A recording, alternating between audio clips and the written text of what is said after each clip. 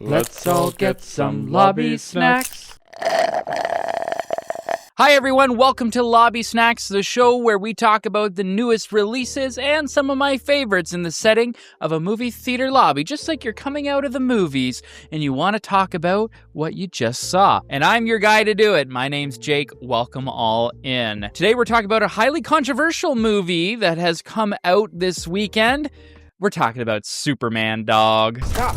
Ow, stop it. Crypto. Ow, ow. So a little background for me and my history with Superman. I don't really know much about Superman. I've talked to many of my friends who are DC superfans that have very much wanted an accurate depiction of who Superman is in their head, and they care very deeply about it. I've seen some YouTubers talk about that. I always kind of agreed, because I've never really connected with a film appearance of Superman. I have seen some of the DC cartoons, and I really like what direction Superman goes in there, basically championing humanity. But I went to see Man of Steel back when it came out.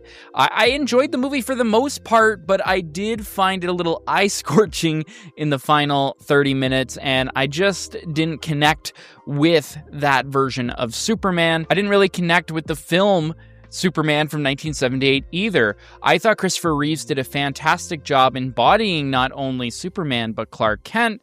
But I also was left a little less to be desired. Maybe that was just from the time it was made. The pacing was on and off for that movie. I still think it is a classic, but it is just not exactly my thing. When I saw that James Gunn was going to restart the DCU, I was really intrigued on what his take would be. I'm very much a fan of James Gunn's work.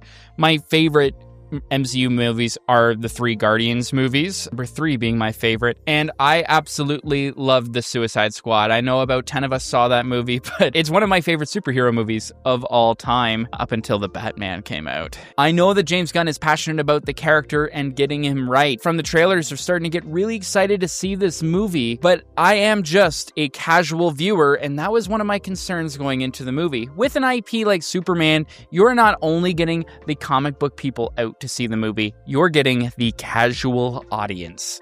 What I mean by that is moms and grandmas who saw Christopher Reeve don the character 50 years ago are coming out that would never see a superhero movie. They're coming out to see this one. Not that James Gunn has to make that movie for that audience, but a lot of people are going to come see it from many different walks of life. Superman is the hero, and he's had a bad reputation, whether that's how dark the Snyder version was, although a lot of people loved it, and I respect that opinion. But a lot of people also give Superman a lot of super shit for just being an invincible guy with no personality. So a lot of people are riding on this movie being really, really good, and that's a huge task for James Gunn to have. And I'm going to be honest, as the release was coming up to this movie, I was getting more and more concerned hearing the early reviews talking about how bloated some people think this movie is, how many side characters are in this movie, and how this world is already going before we even meet our main characters. I was really concerned for myself going to this movie that's not a big super fan of Superman, for my parents who haven't seen a Superman film since Man of Steel, which they didn't think it was really their thing, for all the casual viewers, and I was worried for the Superman fans too, because this is their movie that they want to expose to the world of, hey, this is a really cool superhero, you should like him. So I was getting nervous hearing that a lot of people thought that this movie was going to be bloated. There's a lot of characters. There is a lot of characters in this movie. But let's just go along with my experience going to the movies. So myself and one of my really good friends, Ty, went to the movies. We went to a small theater on Thursday night. So the night before opening, this small theater managed to get Superman. There's probably only 25 people in this movie theater. We were ready to go, but we both were aligned on one opinion.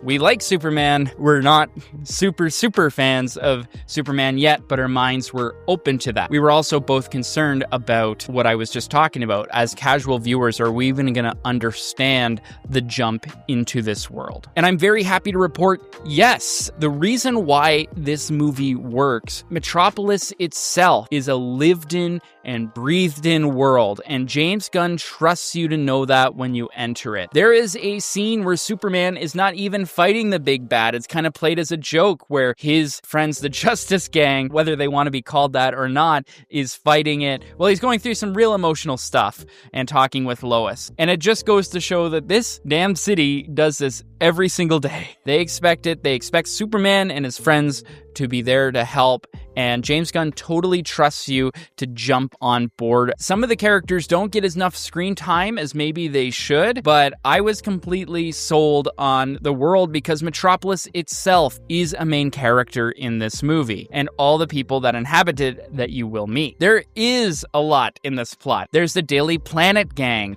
there's the Justice Gang, there's Luthor Corp, everything that's going on political-wise that'll loop into Luthor Corp. And initially, when you hear of everything that's going on in this movie, you're like, how can they possibly fit that in to make it make sense, especially for the casual viewers like myself? I'm happy to report that my experience anyways, and Ty's experience, the movie flowed very well for us. The way that the movie went through and explained, kind of in an opening title crawl, which was really unique, talked about everything leading up to the event that we witnessed at the start of the film. I think it went through each scene seamlessly. My only complaint is maybe you could have used an extra 10-20 minutes to make it 2.5 hours, flesh out some more of those really fun characters, but there wasn't a dud, in my opinion, out of these characters, and I can't wait to see more of them. There's so much to talk about this movie, and I'm going to keep this lobby snack brief. Myself, Ty, and the entire theater had such a great time. David Cornsweet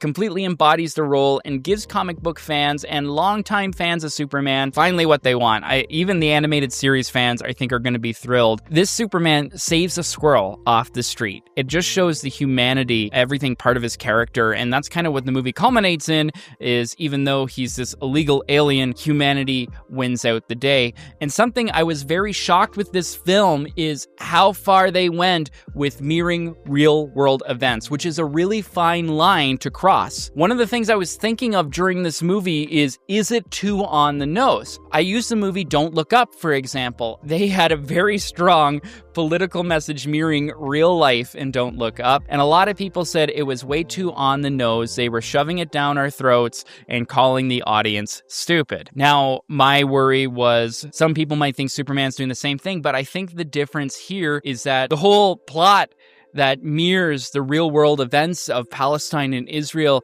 happening right now embodied what Superman really believed in. There's a whole scene of him just yelling at Lois Lane that people are dying, and that is what he's here to save. And they really home in on the plot that Superman is an illegal immigrant, and I don't know if that timing with everything going on is coincidental or not. Kind of takes a plot point that has always been true to Superman's character and bring it to the forefront, which is quite amazing, and it was almost like chilling. I got goosebumps watching it. Is it too on the nose? Perhaps, but I think a lot of people need to see the message and hear the message in a major Hollywood blockbuster film. This movie had the balls to do it, and I couldn't appreciate it more for that. Now, as a film itself, yeah, there is some pacing issues. There is a lot of characters in this movie. There is lots of CGI, some stuff they kind of throw at the wall and see if you like it or not. Overall, though, I had a really fun time with it. It is not the perfect movie. It is the definition of going to the movie and seeing Superman the way he's meant to portray, and all of his friends too. Which I have to get into the best part of my cinema's experience, Jimmy Olsen. Now, I have always been a fan of that little freak Skylar Gisondo. Licorice Pizza stole the show. Night at the Museum.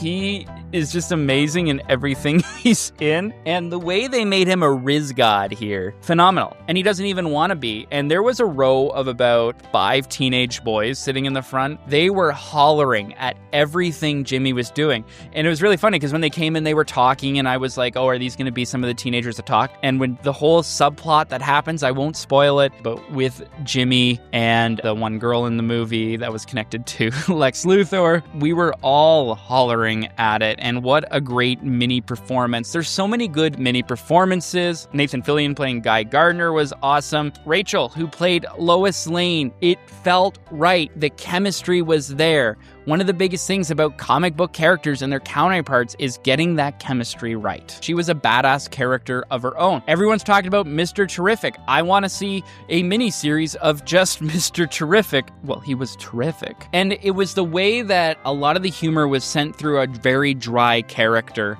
that sets it apart from many of the hokey, quippy Marvel Vacation. And now, this movie does have quips.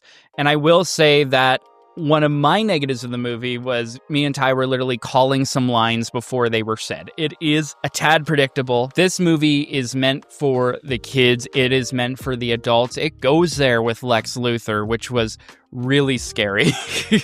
Such a fun experience in the cinema. For me, James Gunn hasn't missed. He knows how to get that comic book feeling. And that's another thing. There was a lot of criticisms I read, and I can kind of agree that, all of this is happening at once. There's so many different stories, and that James Gunn initially had title cards because it was like a day in the life of Superman across these 4 days. I would have liked those title cards in there. I think that would have just added to the experience. But I see also why he just had to keep the movie moving along. But as if you start imagining it as a comic book, it gets a little crazy. I'm going to get into really brief spoilers here. I won't be long. Here's the time card if you want to skip ahead. So there is the scene where Superman turns himself in. They put him in a pocket dimension. He has to get out. There's a giant black hole. It was at that point in the movie where it was a little CGI heavy, and I thought, okay, is the scale too big? What's going on here? Superman's getting sucked into a black hole. It almost took me out a little bit. The more I sat with it, the more it's like, it's a comic book Superman movie. This is showing his true strengths, because Superman's ass gets kicked a lot in this movie, which I like how they kind of leveled him, because it's like, how do you defeat Superman? He's OP. They kick his ass a lot. So it was a scene that I was initially a little not on board with, but the more I think about it, it makes sense. The big reveal of who Ultraman was, this is going to sound stupid. When he took off the mask, I thought it was DH Brendan Fraser. And maybe that's because David looks like Brendan Fraser. But I just watched Encino Man last week for the first time, and brother looked like Encino Man. I love the whole Jimmy Olsen plot about Lex Luthor's girlfriend who just takes selfies of everything, getting the information. She's the real hero of this movie. He is an absolute Chad. I love Skylar Gisondo. I love Jimmy Olsen. I have to say, Nicholas Hoult absolutely embodied Lex Luthor. I was afraid with those trailers. It looked like he had a bald cap on, and I've seen this man before, and I know he's a good actor, but I just thought I was going to be watching it and it would just be Nicholas Hoult. He completely embodied Lex Luthor to a really scary place. Everything to his little hand movements pointing at his tech employees, like, it is so billionaire coded, and also what's going on right now in real life. It was a little scary. He did so good. I've been on the Nicholas Hoult train since About a Boy. Strumming my pain with his fingers. Can't believe that this little mushroom head is Lex Luthor. Finally, the last scene, just with the spoilers of Found Family. I'll have to say, like, when it came up, I thought it was really sweet. Like, when he's like, can I see a video of my parents? And it was Ma and Pa Kent. I thought it was like a really emotional part of the movie. My one complaint with it is I've seen it before in Guardians of the Galaxy 2, Guardians of the Galaxy 3, and The Suicide Squad. James Gunn, I don't know who hurt you in your blood family. I'm glad you're expressing it in your films, and Found Family is a very important message to me and to millions of others. It's just, I really liked the ending. Don't get me wrong. I just thought it was a little predictable for James Gunn stuff, but I'm sure it's going to resonate with so many people. Oh, and Supergirl coming at the end and being the owner of crypto. I was laughing. It was so good. I loved it.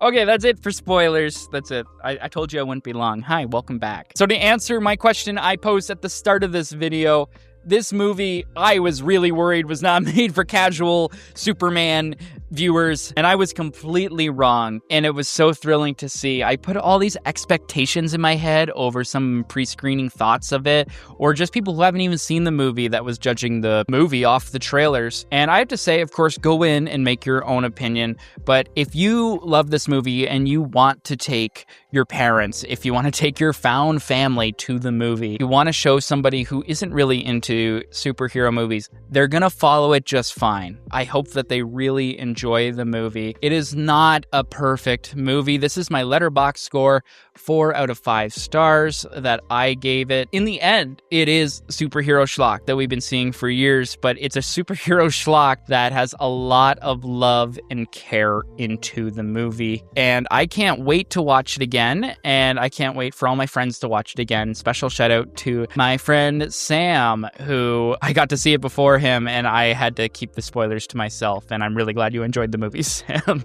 Glad we can finally talk about it. At the end of the movie, it was really cute. I haven't seen this in years, and I thought I was cringing at it, but I actually was really endeared by it because I haven't experienced it in years. People clapped. I can't even remember the last Marvel movie where people clapped at the end. Probably Endgame. Well, this movie was better structured than Endgame, so I guess it really did deserve it. And when people started clapping, I was like, oh, really? We're doing this? And then I clapped. I clapped mostly for Skylar, but so those are my thoughts and opinions on Superman. Let me know in the comments, what did you think of this movie? Did it meet your expectations? Did you think it was a little bloated? More importantly, do you think this movie is made for casual audiences as well, balancing the superhero audience? Did you like the Snyder films better? Let me know. Did you like the 1978 movie with Christopher Reeves? Did you like that Brandon Roth movie in 2006 with the real supervillain playing Lex Luthor? Let me know in the comments. Give this video a like. We're just a small channel, and we keep on growing, and I'm just so happy to accomplish that. And with that, my name is Jake. Thank you for food and friends. Thank you for food and friends. Thank you for food and friends. And we will see you at the next Lobby Snacks. See ya. We all ate some lobby snacks.